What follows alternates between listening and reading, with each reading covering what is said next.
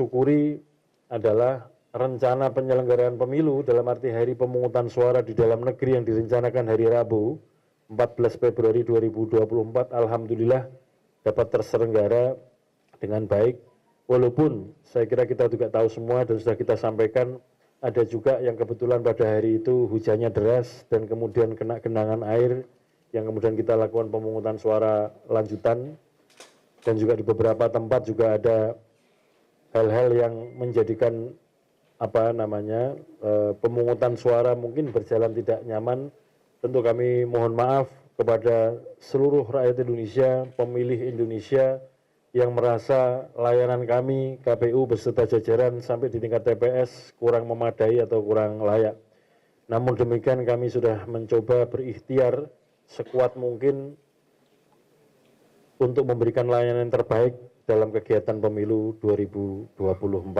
ini. Dan kita tahu, kita memahami di semua tingkatan jenjang rekapitulasi termasuk di tingkat nasional ada peserta pemilu yang menyampaikan catatan-catatan, menyampaikan kritik dan juga menyampaikan catatan keberatan terhadap hasil pemilu di daerah-daerah tertentu yang bisa jadi itu menjadi bagian dari potensi untuk dilakukan sengketa hasil pemilu ke Mahkamah Konstitusi.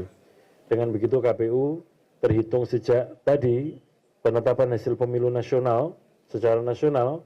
tanggal 20 Maret 2024 jam 22.19 tadi, maka sejak saat itu 3 kali 24 jam peserta pemilu yang akan mengajukan komplain keberatan atau sengketa terhadap hasil pemilu berhitung sejak saat itu mulai mendaftarkan diri ke Mahkamah Konstitusi. Maka kami juga harus mempersiapkan segala sesuatunya, berbagai macam potensi sengketa yang akan dibawa ke Mahkamah Konstitusi sebagai bentuk pertanggungjawaban KPU dalam menyelenggarakan pemilu 2024 ini. Kepada teman-teman media, pemimpin redaksi, redaktur pelaksana, juga teman-teman jurnalis yang setiap hari meliput kegiatan pemilu, apakah itu di kantor KPU Pusat, di kantor KPU Provinsi, Kabupaten Kota maupun di lapangan, tentu berbagai macam berita, catatan, kritik tajam kepada KPU, semuanya pasti akan bermanfaat dan ada hikmahnya bagi kami. Dan itu menjadi catatan evaluasi, catatan perbaikan bagi kami dari waktu ke waktu, dari tahapan ke tahapan.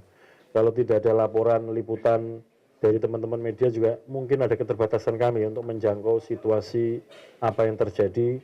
di tingkatan lapangan di masyarakat. Nah, kalau ada catatan berita dari teman-teman media, teman-teman jurnalis, ini tentu menjadi satu masukan yang baik bagi kami untuk segera melakukan respon-respon cepat dan positif untuk kemudian supaya kegiatan kepemiluan kita di 2024 ini berjalan dengan baik. Saudara sekalian, yang penting juga untuk kita segera songsong adalah Pilkada 2024